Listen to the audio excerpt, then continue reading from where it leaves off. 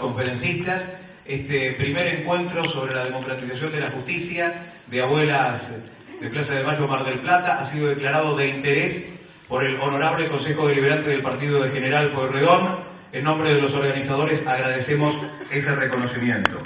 Y también, a continuación, vamos a entregar 3 distinciones por parte de la filial Mar del Plata de Abuelas. Se va a hacer entrega de una distinción, un reconocimiento. Es una pieza transparente con forma rectangular donde se puede observar la doble hélice que forma el ADN y simboliza la búsqueda y el encuentro de la identidad de los nietos, ejes de la lucha de Abuelas de Plaza de Mayo. En su base, una placa que acompaña y en la que se leen las palabras grabadas: memoria, verdad, justicia. Estas distinciones van a ser entregadas a continuación. En primer término vamos a convocar en el escenario a Leda Barreiro, referente de la filial Mar del Plata de Abuelas.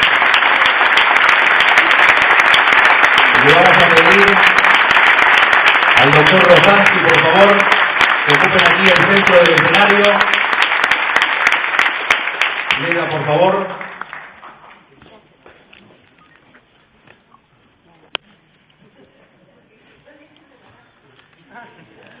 El premio está dentro de la caja, avisamos.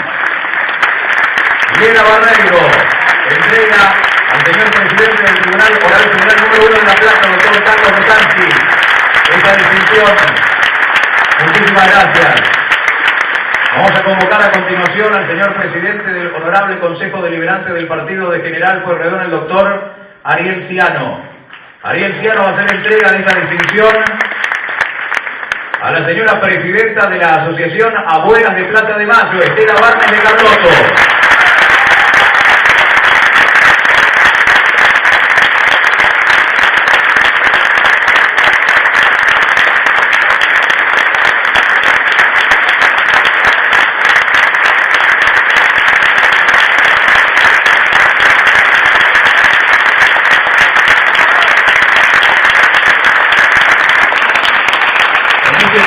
Por la democratización de la justicia, el reconocimiento, la distinción no solo de Abuelas, sino la admiración y el cariño de la comunidad marplatense para la presidenta de Abuelas, Estela Barnes de Carlotto. Vamos a convocar a continuación a la señora diputada nacional, Adela Segarra. La diputada Adela Segarra se entrega de este reconocimiento de Abuelas de Plaza de Mayo, filial Mar del Plata, a la señora Procuradora General de la Nación, doctora Alejandra Gil Sabor.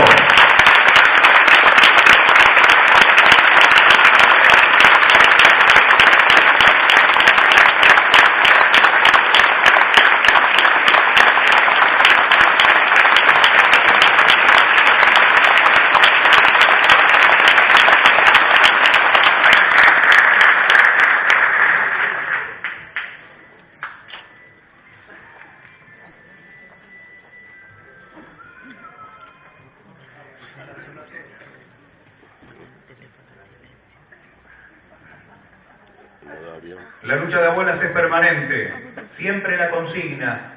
Si tenés dudas, comunicate con Abuelas. Aquí en Mar del Plata, el teléfono es el 492-3029. Allí en Bolívar, 3053, séptimo C. Abuelas de Plaza de Mayo, filial Mar del Plata. Ahora sí, entonces, vamos a comenzar con este primer encuentro por la democratización de la justicia. Recuerden lo que decíamos al principio, este encuentro será el disparador para otros encuentros, por ahí no tan multitudinarios, pero lo importante es que este mensaje, este espacio de debate, sea un espacio de todos, en un club, en una sociedad de fomento, en un espacio estudiantil, en todos lados. Vamos a llevar adelante las 3 exposiciones, una tras otra. Vamos a comenzar con el doctor Rosansky, luego la doctora Gil Carbó y vamos a cerrar con Estela Barnes de Carlotto. En primer término, entonces, comenzamos con las exposiciones. La palabra del señor presidente del Tribunal Oral Federal número 1 de La Plata, doctor Carlos Rosansky.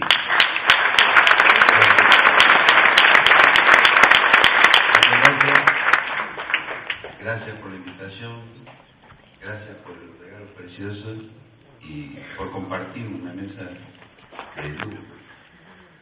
Y yo creo que algo huele a perfume en el Mar del Plata en este momento, porque si a mí me decían hace algunos años que íbamos a llegar a esta instancia, es decir, a conversar de esta manera, en este lugar y en otros lugares del país sobre este tema, yo hubiera pensado que no era posible que además esa conversación hubiera tenido no solo la presencia y la participación de quienes durante décadas reclaman por una justicia más democrática, sino también de jueces, de fiscales, de defensores, que son los eternos extraños a toda esta historia.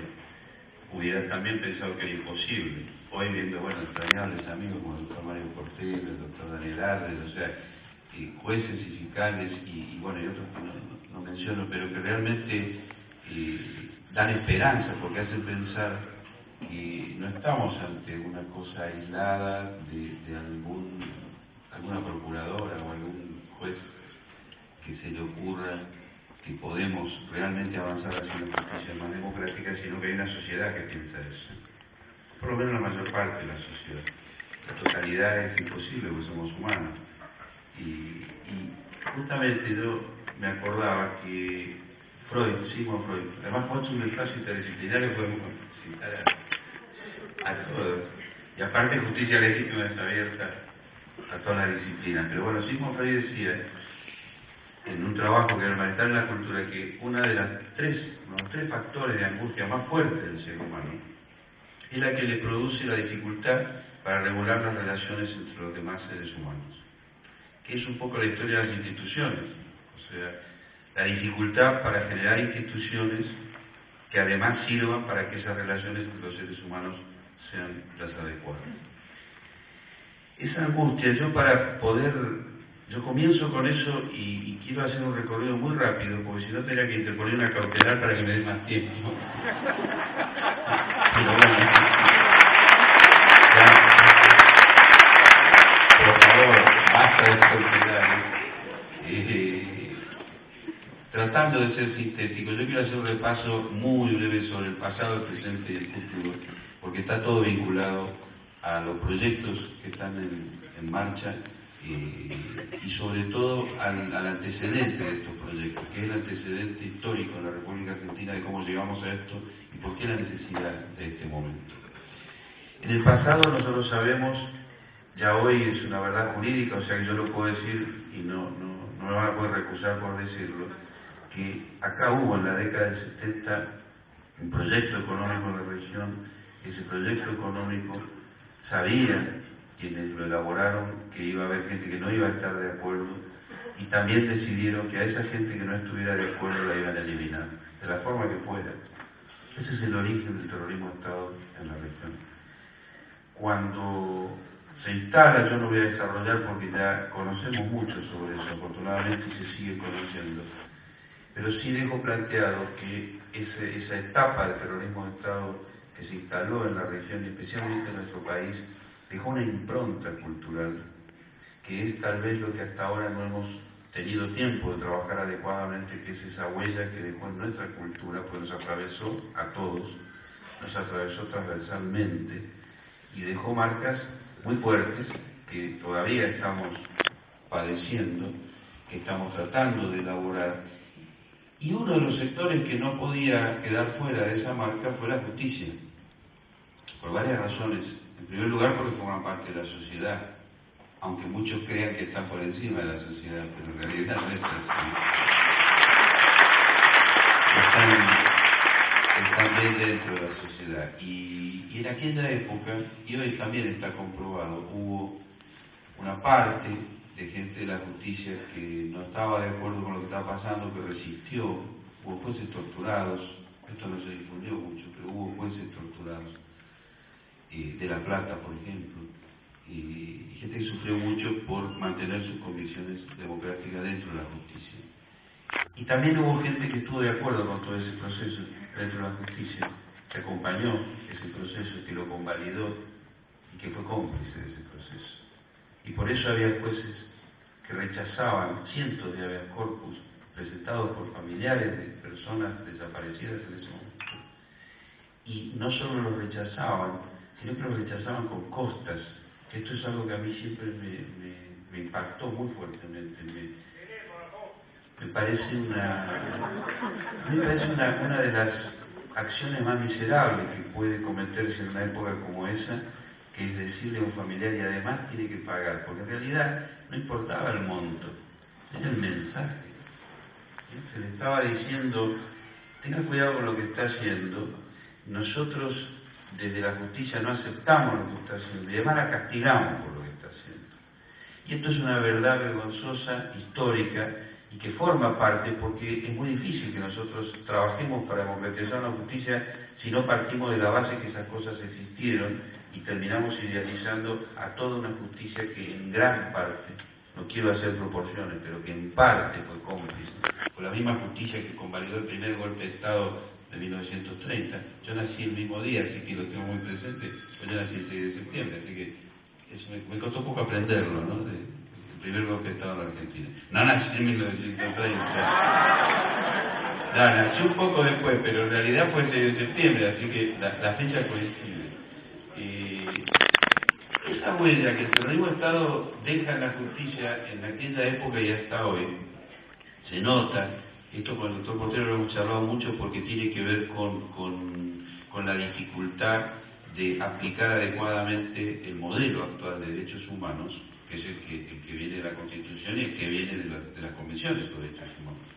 Es muy bueno porque está en la Constitución, pero la dificultad es que muchas veces que las normas, aún las más altas, estén escritas y sean buenas, no alcanzan.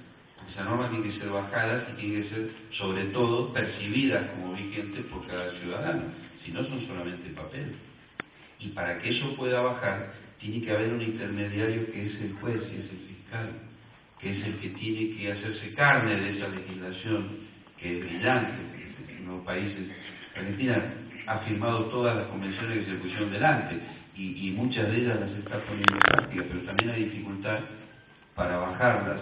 Y una de las dificultades, a mi entender, de las mayores dificultades, tiene que ver con la impronta del terrorismo de Estado que, insisto, atravesó nuestra cultura, no solo por la gente que la padeció como víctima directa, sino también hacia el resto de la sociedad, porque vivía en el mismo país.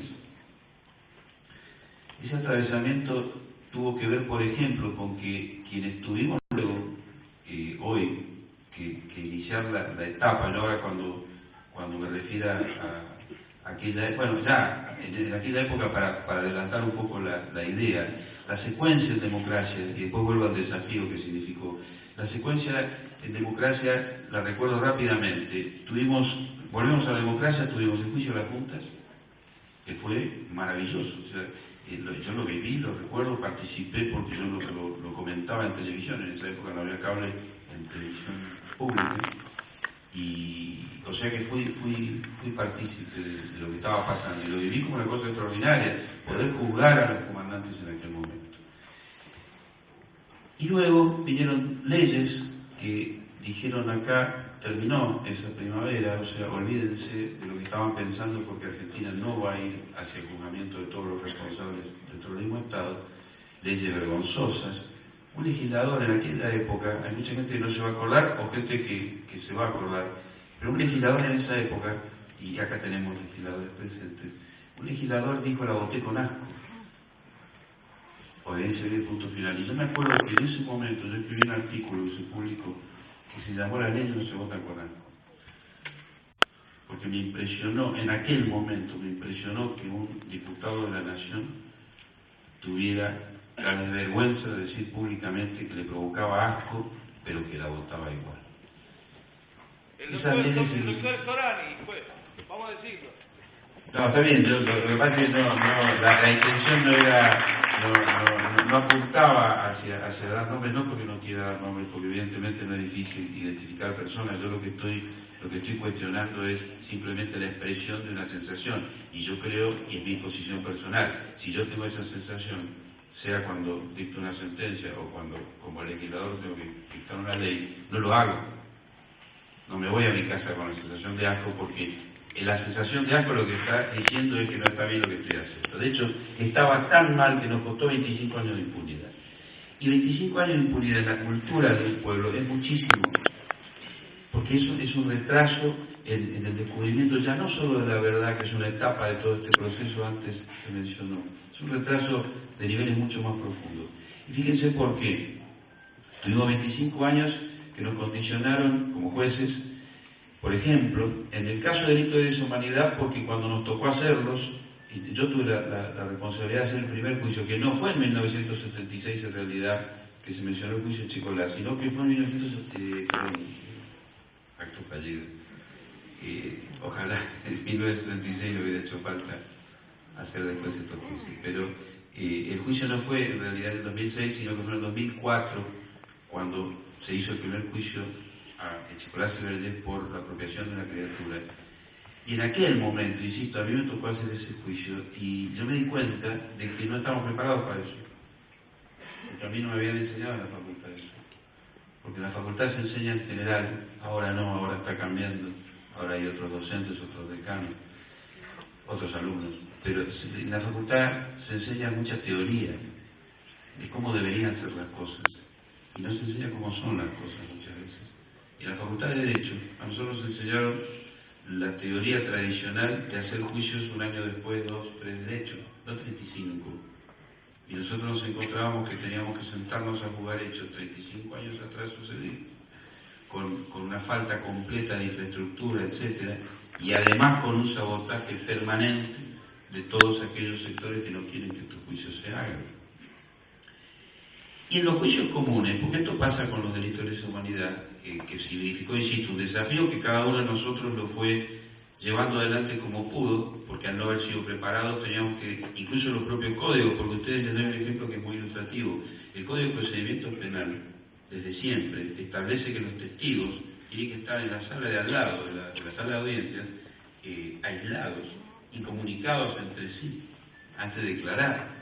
Y nosotros teníamos que decirle a un matrimonio que hace 40 años que duerme en la misma cama que no hablen entre sí, que si hubiéramos cumplido con esa norma. Esto es una prueba muy fuerte de lo desactualizado de ese código a la hora de tener que hacer juicios con matrimonios que están casados hace 40 años y venían a declarar como testigos. Eso obligó a adaptar los procedimientos, en el caso del tribunal nuestro sin ningún problema, porque en realidad, más allá de a quién le gustaba o no, no se preguntó a quién le gustaba, se hizo porque era de sentido común. Pero ese desafío no solo fue para los delitos de lesa humanidad, sino que por lo menos en mi percepción, fue con los delitos en general, con el derecho en todos los fueros, no solo el derecho penal, pero especialmente en el caso del derecho penal y en el derecho de familia y de minoridad, la visión tradicional sobre las cuestiones de violencia de género, de niñez, eran y son en muchos casos todavía vistas desde la misma óptica de aquella época, no la de esta época. Por eso digo que el atravesamiento fue completo, no solo en materia de delito de lesa humanidad, sino en lo cotidiano. Y por eso la reforma que está en marcha, y por eso lo que Justicia Legítima está buscando, no es democratizar la justicia en un aspecto solamente, sino en la esencia de la justicia. Es para que llegue a cada uno de los rincones y que quien reclama, porque esto yo después voy a hablar sobre esto brevemente, porque me estoy extendiendo, pero tiene que ver con qué busca esta reforma y cuál es el centro de lo que busca, a quién le duele esta reforma y por qué le duele. Presente, el pasado es el que acabo de decir, juicio a las juntas, las leyes de perdón, de impunidad, los indultos, que ustedes piensen lo que significa a nivel sociedad, a nivel cultural, que se entusiasme a una población haciéndole creer de que se hace justicia en los delitos más terribles que se cometieron y en los mayores responsables, para después con el codo borrarlo y decir no ha pasado nada y lo dejamos en libertad. Realmente es de un costo social de tanta magnitud que avergüenza. Y el retroceso que los indultos generaron realmente es una vergüenza. Y luego empieza la época actual, que son los últimos 10 años en los cuales se designa una Corte Suprema, que es una bisagra, porque yo creo que la designación de la Corte Suprema actual es la que permitió aquel fallo histórico en el cual se declaró inconstitucional la ley de obediencia civil y punto final, se permitió y se habilitó este proceso, que insisto, no solo involucra juicio de lesa humanidad, sino que involucra un cambio cultural en cada uno de nosotros. Y la nulidad que el propio Congreso de la Nación decretó sobre esas leyes y como dije, la inconstitucionalidad que permitió este proceso. Hoy se están haciendo juicios por delito de lesa humanidad en todo el país. Bienvenido, es una situación extraordinaria, es única en el mundo, son los propios tribunales en todo el país hacen esos juicios, pero también nos estamos dando cuenta de que eso es importantísimo en cuanto al proceso de juzgamiento de delitos de lesa humanidad cometidos hace 35 años, pero no resuelve tampoco eso solo la demanda de justicia que hay hace 40 años, que comienza con lo más grave que es el terrorismo de Estado, pero sigue todos los días con aquellas cuestiones que yo mencionaba, de violencia de género, de injusticia social, de gatillo fácil, o sea, tantísimos delitos que realmente la gente reclama mejores jueces para que sean atendidos de mejor manera.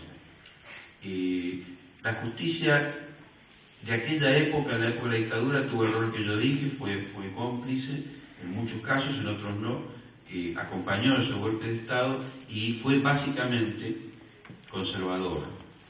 Y fue básicamente reaccionaria. Y nadie deja de ser conservador y reaccionario por decreto ni por ley.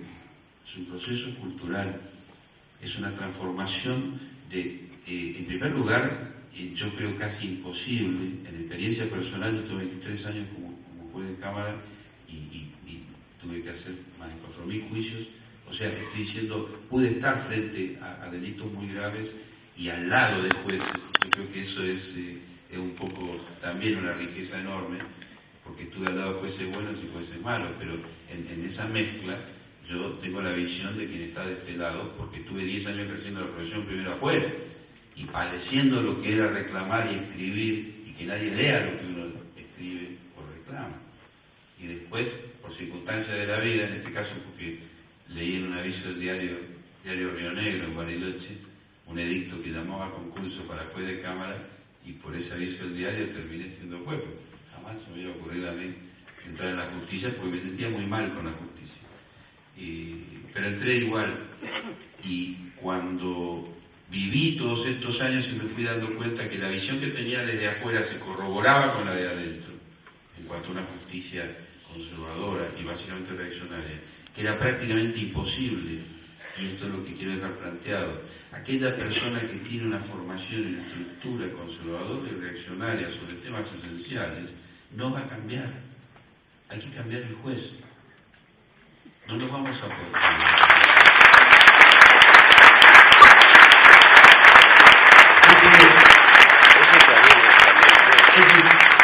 Uno de los dos desafíos, es decir, cambiar el juez, aquel juez que es imposible hacer que piense distinto. Yo no va a dar hoy, pero yo he tenido anécdotas extraordinarias que confirman lo que estoy diciendo en cuanto a la mentalidad conservadora, atrasada y básicamente violenta de jueces que ante un caso de un delito sexual sobre una niña de 12 años termina diciendo: vos sabés que las mujeres primero cierran las piernas y dicen no, y después abren las piernas y dicen sí. Entonces, cuando uno escucha dentro de la justicia que se puede pensar de esa manera, no puede tener duda de que sobre ese tipo de personas no hay posibilidad de una reconversión. El Poder Judicial es el único de la República Argentina que después de la dictadura no se reconvirtió. De hecho, el Poder Legislativo se reconvierte permanentemente a través del voto popular, el Poder Ejecutivo de la misma manera. El Poder Judicial no es casual y no es gratis. Finalmente, y así no tengo necesidad de presentar una cautelar, quiero hablar de la necesidad del cambio, porque tiene que ver con todo lo que llevo dicho, es decir, necesitamos cambiar. Hubo propuestas de cambio que son las leyes que se mencionaron en una síntesis de 5 segundos. El ingreso al Consejo de la Magistratura, que es el tema central de la reforma, a mi entender, ahora digo, porque las medidas cautelares, el ingreso a la justicia, la creación de Cámara de Casación, la publicidad patrimonial respecto a los jueces. Y uno se pregunta, yo lo voy a profundizar porque probablemente la señora Procuradora seguro se va a referir a ese tipo de cosas, pero yo desde el primer día me pregunto, ¿qué tipo de gente se puede oponer a que un consejero que va a tener que analizar la conducta de los jueces sea elegido por la gente? Si las que van a padecer las decisiones de esos jueces es la gente. ¿A quién le puede doler o molestar y por qué se pone tan violento con este tema? Y evidentemente, y se mencionó recién, el temor es a perder privilegio, no cabe ninguna duda, hoy está clarísimo que el temor es a perder privilegios. ¿Por qué? Porque afecta a las corporaciones, porque afecta a los grupos económicos y básicamente a todos los sectores de la sociedad que históricamente vivieron de los privilegios, los disfrutaron y los gozaron a costa del resto de la sociedad y hoy tienen miedo de perderlo.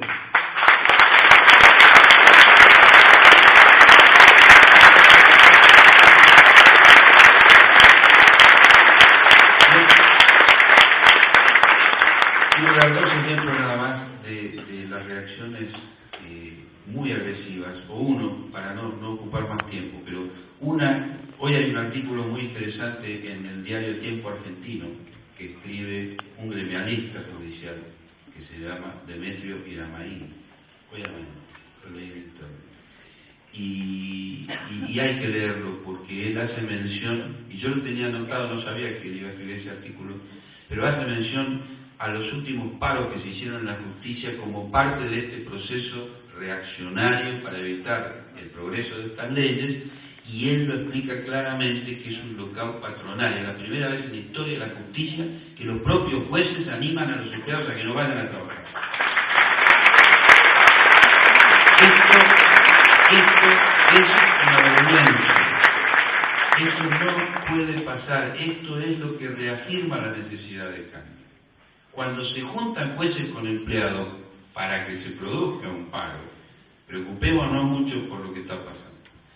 Y el futuro, y yo quiero cerrar con eso, yo decía que algo huele a perfume aquí en Mar del Plata y no cabe duda, y en todo el país, en mi visión, en mi interpretación, creo que estamos trabajando fuertemente en todos los sectores para deshacer aquellas huellas históricas del terrorismo de Estado, que es muy difícil, pero se está haciendo.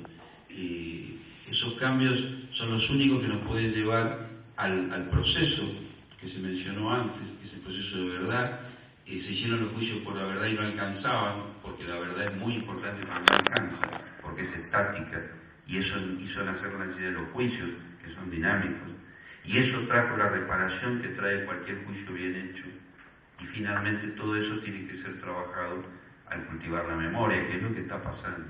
Yo quiero terminar con una experiencia científica que la he comentado mucho en la Facultad de Psicología, dábamos hace 2 años un posgrado en abuso infantil.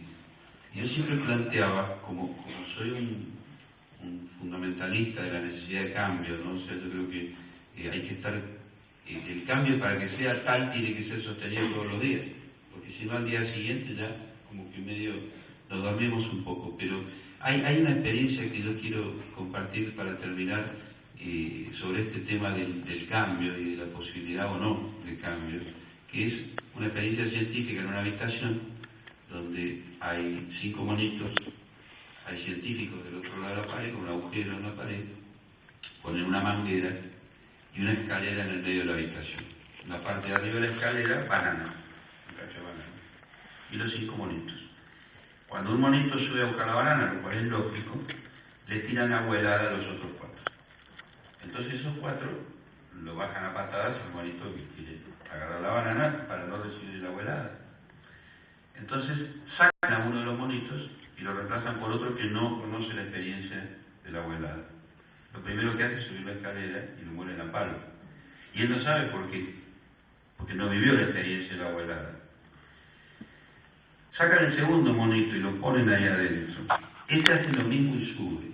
Y los 4 restantes, encabezados por el que no había tenido la experiencia del agua helada, lo mueren a palos. Hasta que llega un momento que ninguno de los 5 monitos conocía la experiencia del agua helada, pero el que se le ocurriera buscar una banana de ahí arriba lo morían a palos. Si se le preguntara y hablara a los monitos y le dijeran, señor mono, ¿usted por qué participa de pegarle a los otros monos? ¿Me puede explicar? Y el monito diría, yo no sé, pero acá siempre participa.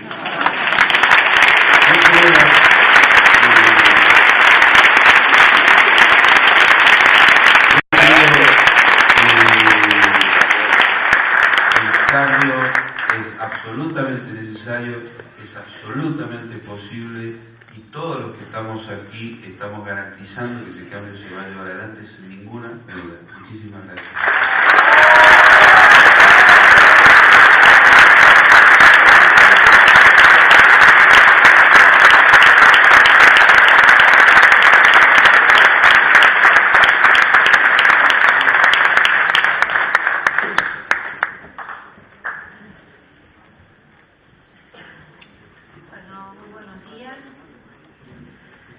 Bueno, en primer lugar quiero agradecer esta invitación a participar en una convocatoria que tiene un significado tan importante dentro de ese largo camino que hace décadas emprendieron las abuelas, las organizaciones de derechos humanos, que en la búsqueda de la memoria, verdad y justicia generaron un proceso de expansión de derechos para todos los argentinos como pueblo.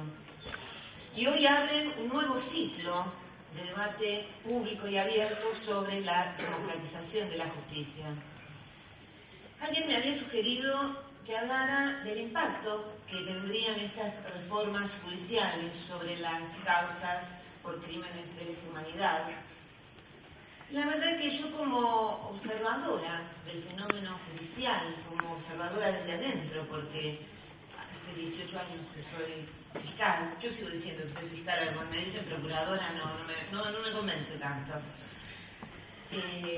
Lo que yo veo es que habría que invertir esa proposición, porque para encontrar esa respuesta primero hay que entender que las causas por crímenes de lesa humanidad tuvieron una influencia decisiva en este proceso político y social que estamos viviendo, tan agitado, que nos lleva a debatir sobre la ilegitimidad histórica de grandes sectores del Poder Judicial, que llamamos la Corporación Judicial.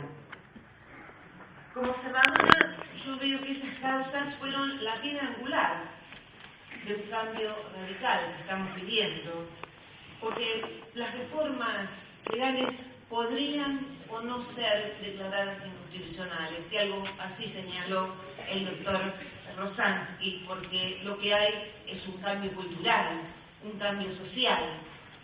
El gran Víctor Hugo, y no me refiero al gran periodista, sino al gran escritor, decía: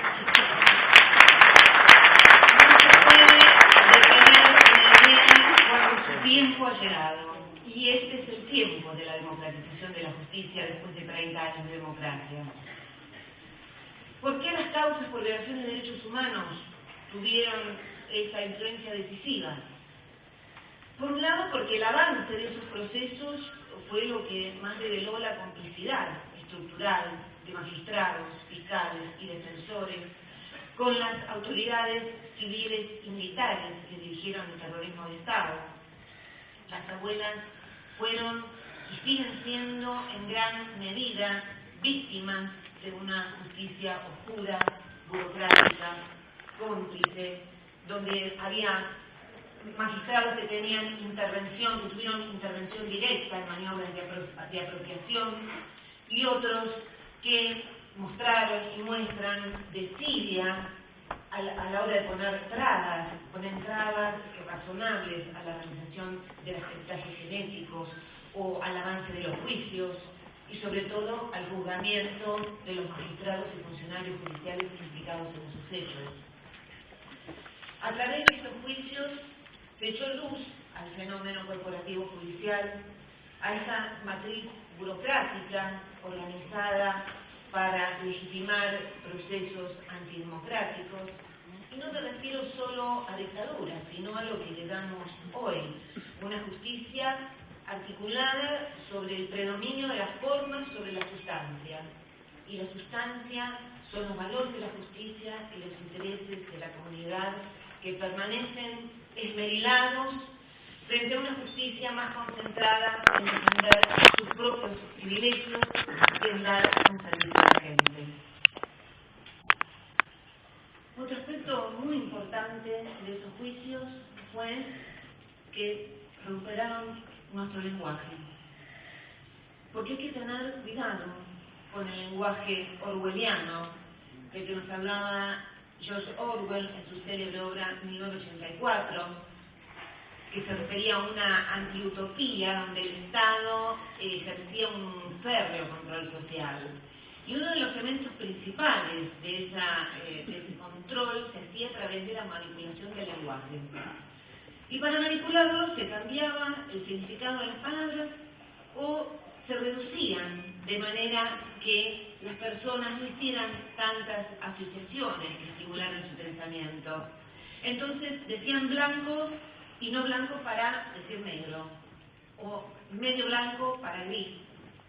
El Ministerio de la Paz se ocupaba de la guerra, el Ministerio de la Verdad se ocupaba de reescribir el pasado, y tenían 3 lemas: la guerra es la paz, la libertad es la esclavitud, la ignorancia es la fuerza. Nosotros tuvimos un país donde se hablaba de gobierno militar, donde se hablaba de lucha contra la subversión para señalar el árbol y que nadie viera el bosque. Y los juicios contra el terrorismo de Estado enfrentaron y vencieron ese intento perverso de borrar la memoria colectiva que hoy nos permite entender y conocer que esa justicia no fue preparada, que no fue históricamente configurada para defender valores democráticos y representativos. Este lenguaje deformado y funcional a la defensa de intereses elitistas sigue presente. Y como ya lo señalaba el doctor Rosanti, yo también he visto sentencias donde se llama prostituta a una niña de 16 años, borrando su carácter de víctima, ocultando su vulnerabilidad, prescindiendo incluso de que para el derecho ni siquiera es capaz de haber realizado esa opción. Y así también se llama crimen a la protesta social y se criminaliza la pobreza. Hay todo un lenguaje acomodado a una función legitimadora de procesos dominados por élite.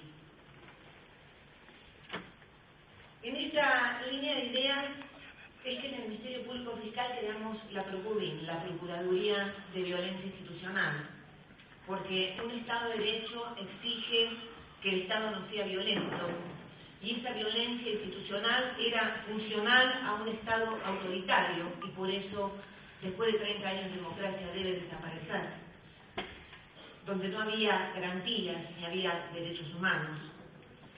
Y no es causal, no es casual que hay 40 fiscales que estamos sometidos a una denuncia penal, solo porque la Procuradora General creó unidades especiales como la unidad para los casos de apropiación de niños desaparecidos, apropiados durante el terrorismo de Estado, la Procuraduría contra la narcocriminalidad, la PROCUBIN que mencioné recién, la Procuraduría contra la trata y explotación de personas, la Procuraduría contra el crimen económico, algo que era un deber para el titular del Ministerio Público, que era reforzar la actuación de los fiscales en aquellos ámbitos donde ocurren los crímenes que producen más daño, los crímenes más violentos, y que no se me ocurrió solo a mí, porque incluso la intendente de Rosario, Mónica Fenn, vino a visitarme con representantes de todos los bloques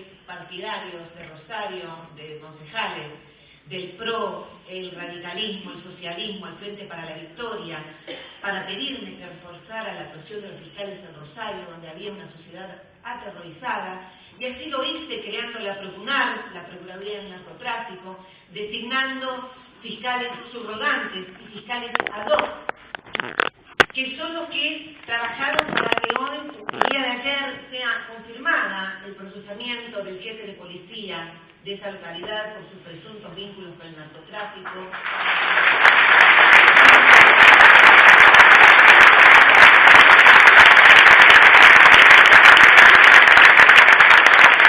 Por haber aceptado esa tarea tan delicada y tan riesgosa que verdaderamente pocas personas aceptarían, esos fiscales están sometidos a un proceso penal.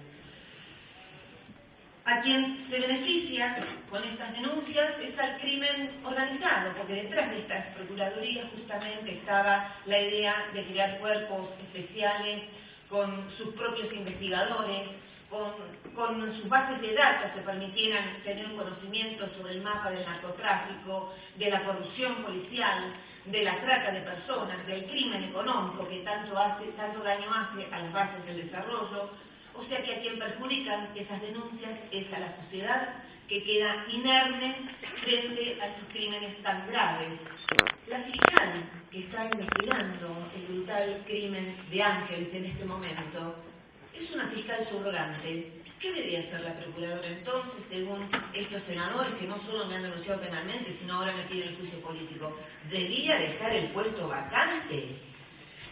¿No debía crear la Procubin cuando la violencia institucional se sigue llevando víctimas esta semana que le costó la vida a un hincha de fútbol? Debe desaparecer porque a algunos senadores se les ocurre que el Ministerio Público debe estar atado de pies y manos. Verdaderamente este proceso por una justicia legítima ha desencadenado actitudes que son verdaderamente llamativas. Yo les puedo asegurar que me pueden seguir denunciando, que voy a seguir concentrada en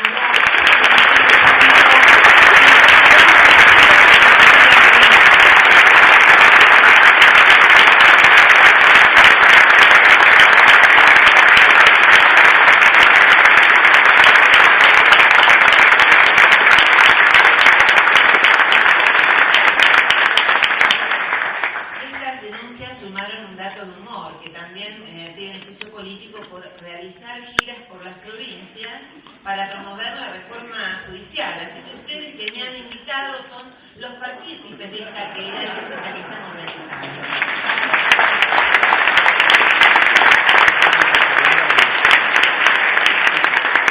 En definitiva, las causas por crímenes de lesa humanidad, en mi opinión, como observadora del fenómeno judicial, han sido la piedra angular que permite hoy este reclamo multisectorial de magistrados, jueces, fiscales, defensores, organizaciones sociales, trabajadores judiciales.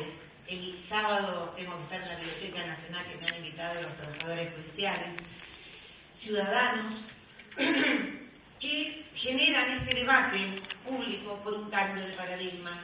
Y es ese cambio de paradigma el que está despertando los ataques que recibimos todos los que aceptamos este desafío.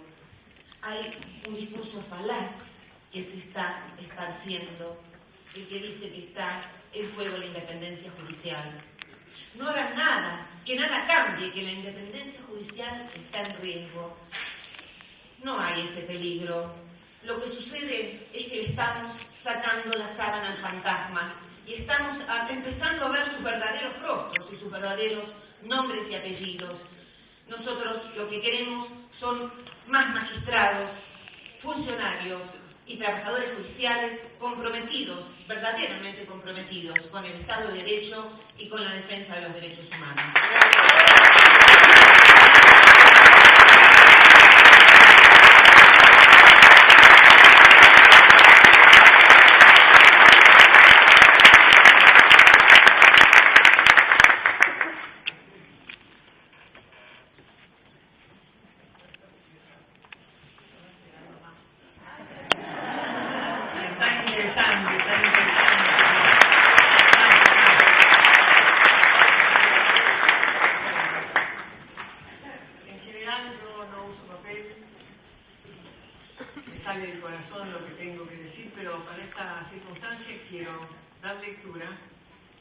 Para reafirmar lo que ya expresé en nombre de las abuelas de Plaza de Mayo cuando la procuradora me invitó allá en la Biblioteca Nacional a poner la palabra, en este caso de la experiencia nuestra.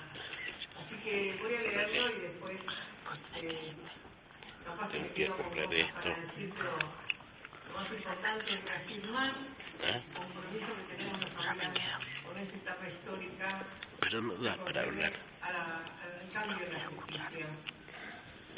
Quiero comenzar esta exposición resaltando la importancia de esta reunión en un momento en que estamos viviendo, en lo que los esfuerzos por democratizar la justicia están generando una fuerte reacción corporativa. Y nuestra respuesta frente a esta reacción debe ser esta: juntar, debatir, seguir exigiendo un cambio que sea cada vez más profundo y poniendo los temas sobre la mesa a la luz de la sociedad. Como abuelas de Plaza de Mayo tenemos mucho para decir sobre esta discusión que nos convoca.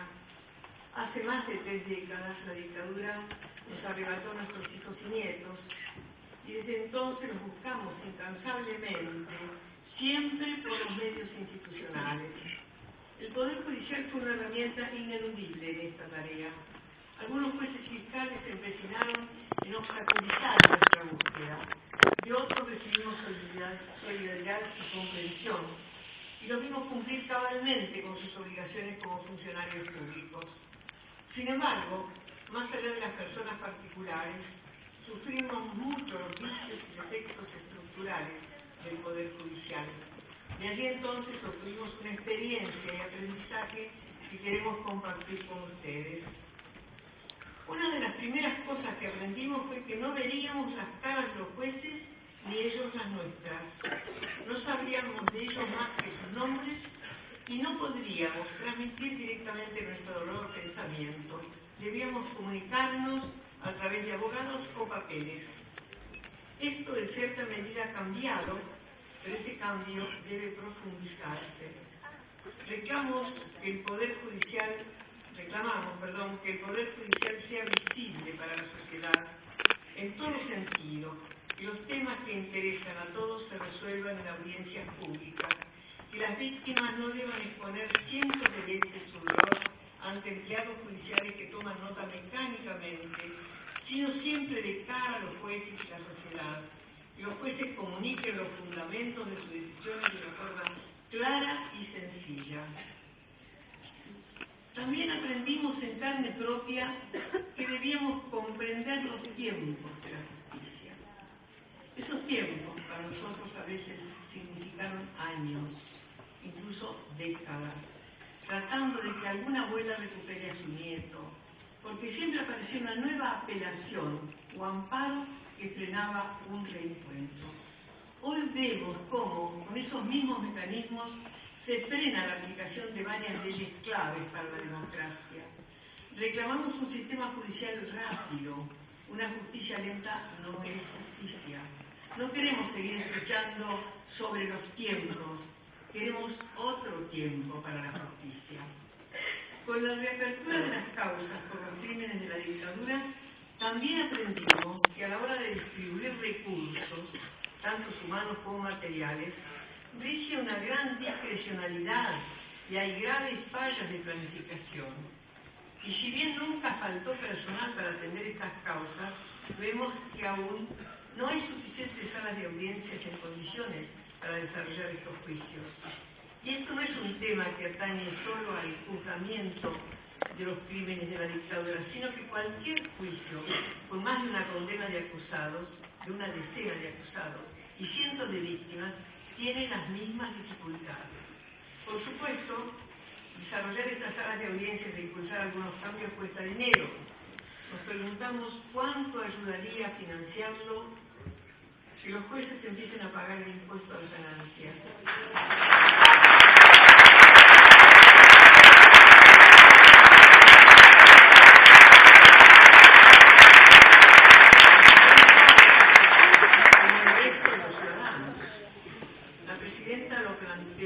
Explícitamente frente al Congreso, la Procuradora tomó la iniciativa, la Corte Suprema le puso trabas, luego se hizo la diferencia. Los jueces, fiscales, defensores y todos los empleados siguen sin pagar ganancias, una manera más de alejarse del resto de la sociedad. En estos años también aprendimos que los jueces designan a su personal sin ningún tipo de control, por afinidad ideológica y relaciones personales. Así vimos como ciertos tribunales se poblaron de hijos y amigos de, generalmente pertenecen a una misma clase social, impregnados de un tufillo elitista que profundiza la división entre ellos y los simples ciudadanos de a pie que deben recurrir a la justicia porque se han afectado sus derechos.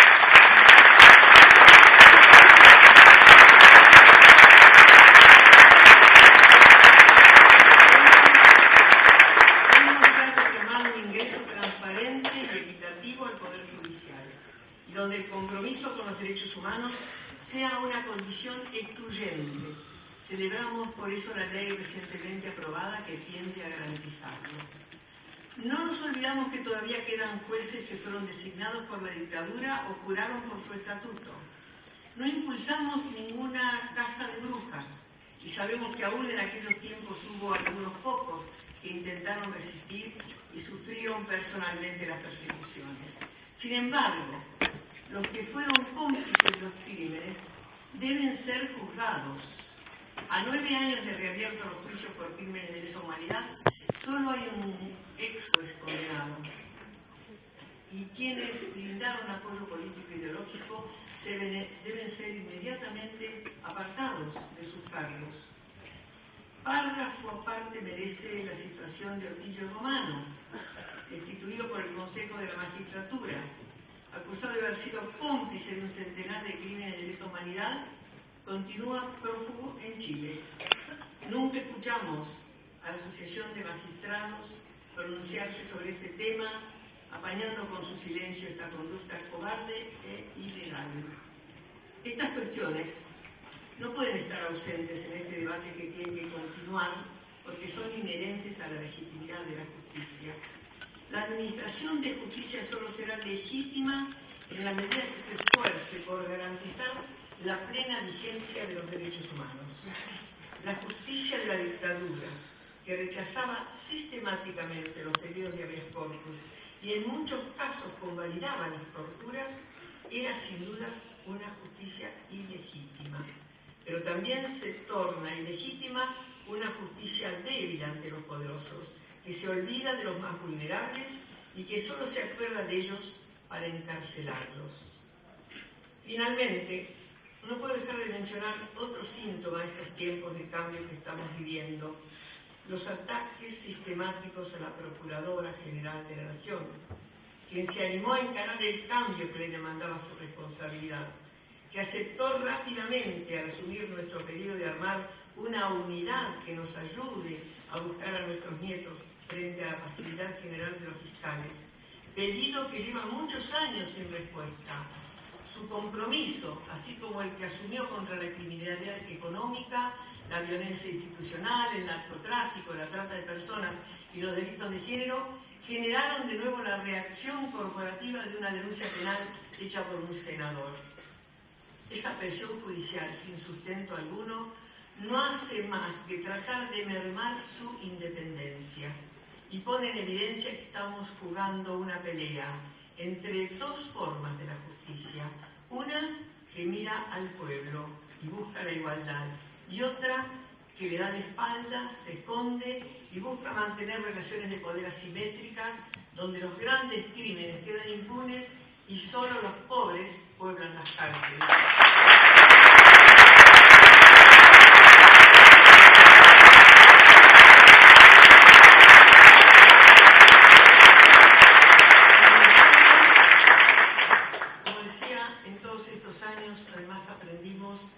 Que el Poder Judicial también se nutre de gente valiosa y comprometida con los derechos humanos.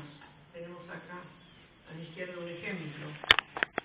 Muchos están acá preocupados en el público porque las cosas cambien, para que Poder Judicial y Justicia signifiquen una misma cosa. Sepan que tienen todo el apoyo de las abuelas de Plaza de Mayo, pero que no solo los acompañamos, sino que también les reclamamos que sean tenaces, consecuentes con sus convicciones, porque aquí no se juega su futuro personal, sino la fortaleza y calidad de la democracia que construimos entre todos. Democracia que costó la sangre de 30.000 desaparecidos, hombres y mujeres que están presentes y otros ausentes, de 500 bebés robados, que 400 están perdidos todavía en lo ilegítimo, en la barbarie, que hay jóvenes que esperan, que hay niños por nacer que no tienen derecho a tener una Argentina injusta.